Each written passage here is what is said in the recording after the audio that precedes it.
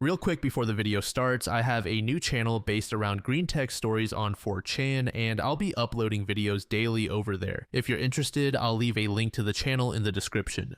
Hey everyone, welcome back. I'm Michael, and we're going to be getting right back into some more Reddit stories. If you enjoy the video, make sure to leave a like and subscribe. Now, without further ado, let's begin. This story was posted by a throwaway account in the relationship advice subreddit. The post is titled, "My GF of a year slept with another guy while we were taking it slow a month into dating. I have been with this girl I will call Jess for close to a year now. Since specifics matter here, we started dating around last Thanksgiving, but it was only about a month later when we said we were in an official relationship. I really liked this girl from the beginning, and we have gotten very close since then, and we're actually planning on moving in together soon. Here is the problem. Recently, Jess and I ran into a guy at a small get-together with mutual friends. They exchanged a weird look, like there was something between them, but I did not think too much of it at the time. During the party, something came up about the place Jess went to for a date. The time was clear since it was a Christmas market in my town. And again, I thought something was off about the guy. Well, later that night, I actually got a text from him. He got my number from one of the mutual friends, but he said, "Hey, I do not know you, but I thought you should know that Jess and I hooked up right after Christmas." I confronted Jess about this, and I could tell she tensed up right away. She got this sad look on her face, but confessed immediately. She said she had met this guy on Tinder and hooked up a couple of times, but stopped any contact before we became official. She said she was not sure we would get into a relationship at that time, but still felt bad that I found out this way. She said she considered telling me, but was afraid it would ruin things between us. I told her I needed some time to think and proceeded to get drunk that night and ignored her texts. The thing is, I feel very betrayed and I am seriously considering ending things.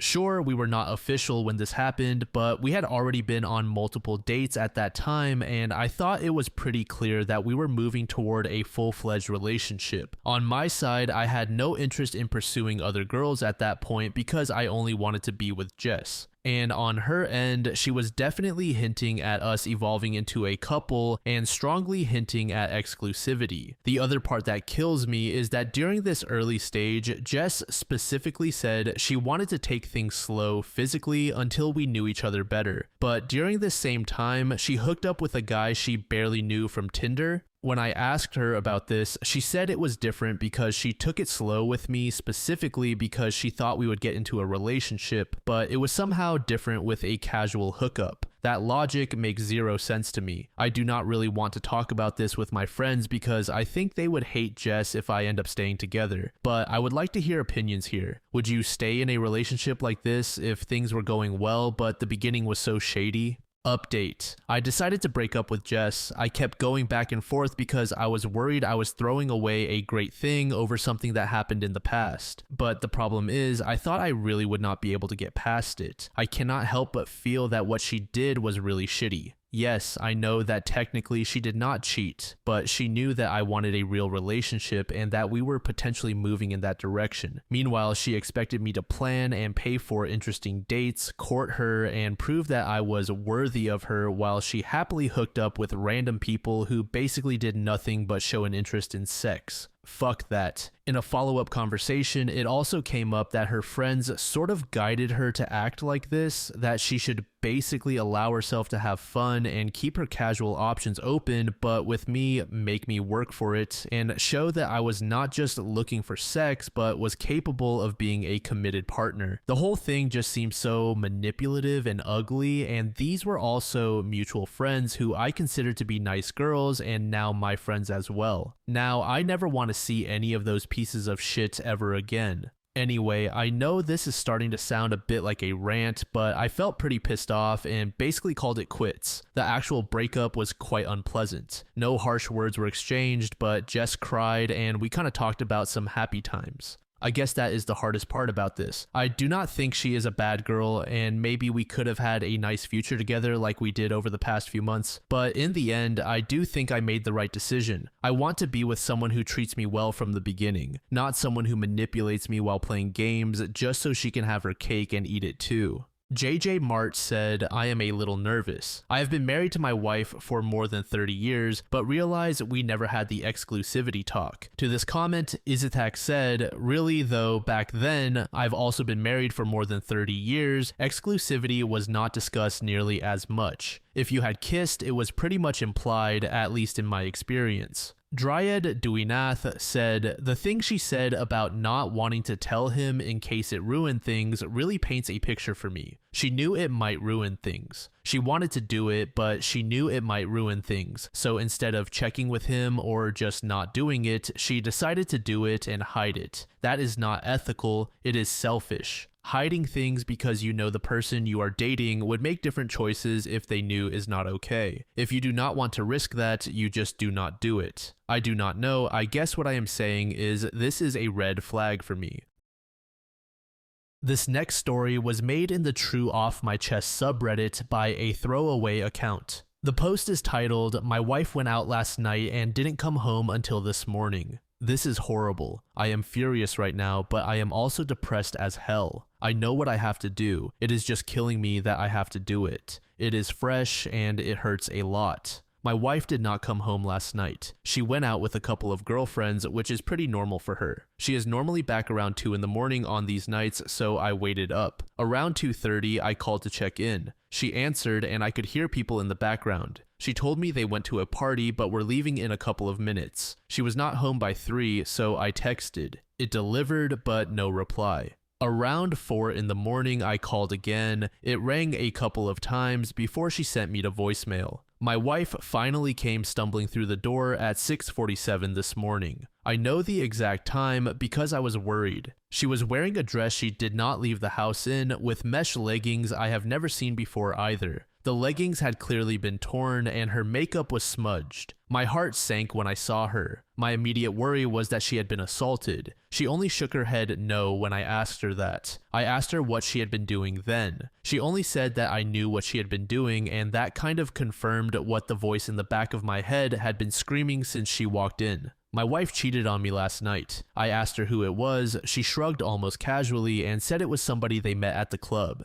She went back to his house and hooked up with him, then took an Uber home. She then said she did not want to fight and just wanted to sleep. So that is what she did. She is still asleep now and did not even take a shower before passing out. Suffice to say, our relationship is over. We do not have any kids and we rent, so it should not be an extremely complicated process. I keep trying to reason myself out of it, pretending there might be something to salvage here. I have always maintained that cheating would be a red line for me, though. I think I need to stick to that now. Update. Me again, folks. I am sorry I did not get around to this sooner. I was not able to get the day off work yesterday because my boss kind of sucks. I was a complete mess at work though, so I was allowed to take the rest of the week as vacation, thankfully. I think I went through all of the stages of grief while my soon-to-be ex was sleeping. I was not expecting my post to get any attention at all. I just figured I needed to try to talk to someone about it because I was not in a good headspace. I made the post in the morning and by noon she was still conked out in the bedroom. I had processed things a bit more and I had a rough plan in my head that I was starting to set in motion. I made a short list of questions I wanted answers to, gathered up all my important documents, laptop, etc. Then I went into the bedroom and started packing myself a suitcase. I know a lot of folks wanted me to kick her out. I did consider it, but honestly, I am not overly attached to this place. We just rent, and I am in a lucky enough situation to be able to say that paying half the rent for a few months is not going to financially end me. It will sting a little bit, I will not lie, but I will make it, and I feel like being around this place is only going to remind me of her anyway. I need to be looking forward, not back. She ended up waking up about halfway through me packing my suitcase. There was momentary confusion as she looked around the room, then she just started bawling. Maybe this is awful of me, but I did not bother comforting her. I told her I had the screenshots of her Uber and text messages from her phone, and that, plus her confirmation, was enough that things between us were completely done. She did not answer me and just cried louder. I debated trying to continue the conversation, but I decided to just pack the rest of my suitcase and head back out to the living room until she came out.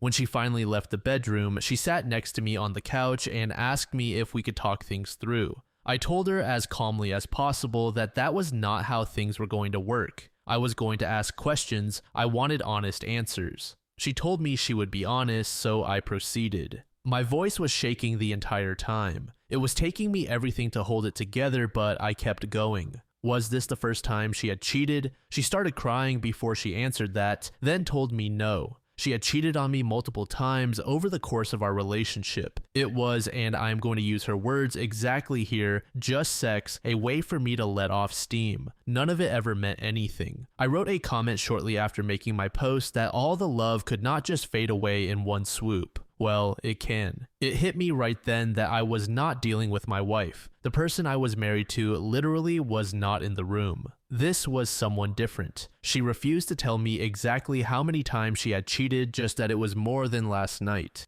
Had she used protection? There was no hesitation from her before she nodded her head emphatically. She seemed surprised I would even ask that. I am still going to get tested just to be safe. I did some research into the timing and I am going to take care of it. Were her friends also cheating on their spouses? Yes and no. I tried to get her to tell me which of her friends were cheating so I could get in contact with their spouses. She probably should have, because her refusal led to me messaging pretty much the romantic partner of every one of her girlfriends I could find on social media. There are a couple I do not know or could not find, but I did my part. Why did she do it? This was the answer that gutted me the most. I am going to use her exact words again. I need to have sexual variety. I told her that it is not like our sex life is dull. She clarified, it is not the same as something new. I did not even have a response to that one. I had expected something about me working too much or not supporting her emotionally. Nope,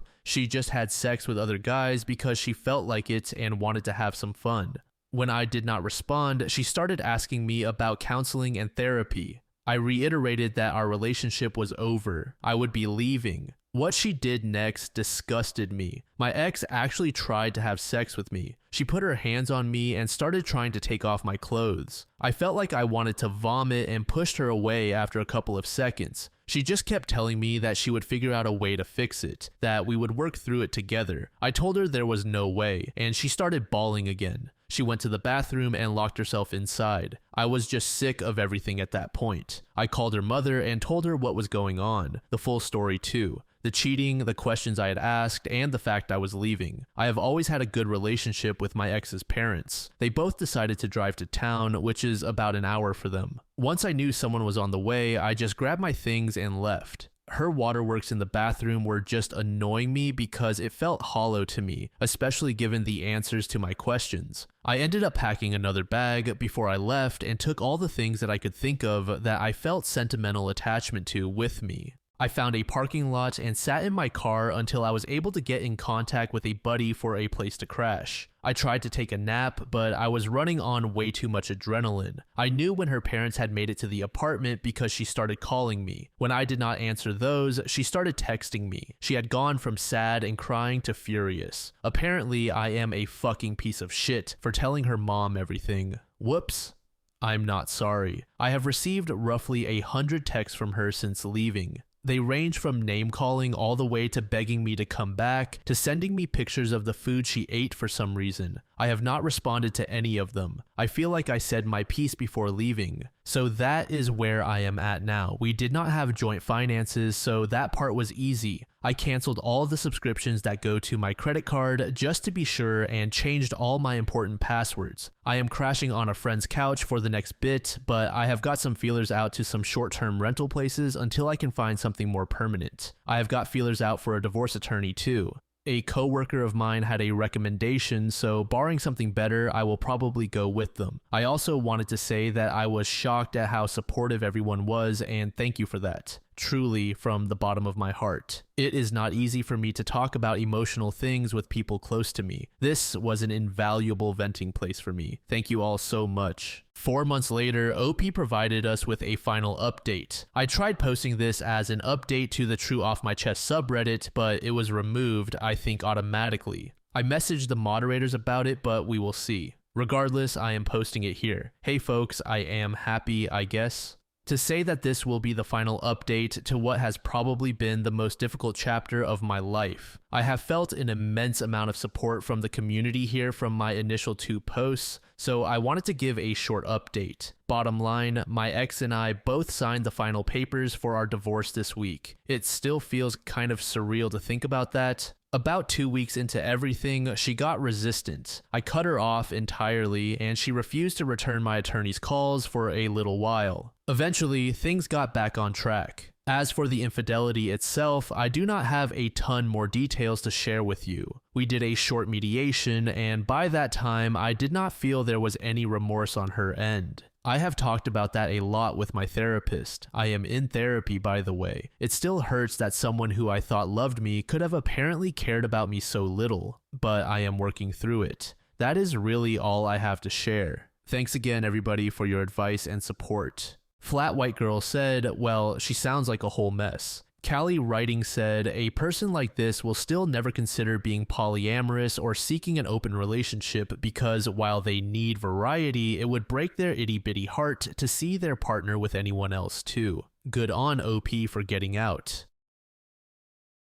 This final story was made in the Waiting to Wed subreddit by a user named 𝖈𝖐3𝕯. The post is titled, Boyfriend doesn't want to propose after 8 years, but says he will go to the courthouse tomorrow. I am a 30-year-old woman and I have been with my 39-year-old boyfriend for 8 years. I do not want kids and he supports this, but I would like to be married soon. We have been open with each other about wanting to get married since day one, and we have lived together for 4.5 years. At the 4-year mark, I brought up getting engaged, and he said it was not the right time because once engaged, he wants us to be married within a year. However, he felt like things were too busy with work, etc. Then the next year, I brought it up again, and it was the same thing. The year after that, we were talking about rings, and I showed him the $1,500 ring I wanted on Etsy. He liked the design, and I sent him the link, but I did not set a timeline or anything. But he seemed hesitant and said he wanted a perfect proposal. I told him it did not need to be an extravagant proposal and could be very simple. Last year, I brought up this topic again, and he said the proposal was too much pressure and would rather skip ahead to the wedding. So even though I did not completely understand his hang-up, he is a very confident and non-anxious man. I started looking up wedding venues and getting excited. Then he shut it down and said it was too much and to ask him in 6 months. I waited 12 months because he got injured around the 6-month mark. Lately, he has been having more issues with me. He does not like my new hiking and backpacking hobby, feels like I do not prioritize him, says he is an afterthought and that this was an issue in his last long-term relationship too, and is bringing up problems that I thought we solved years ago.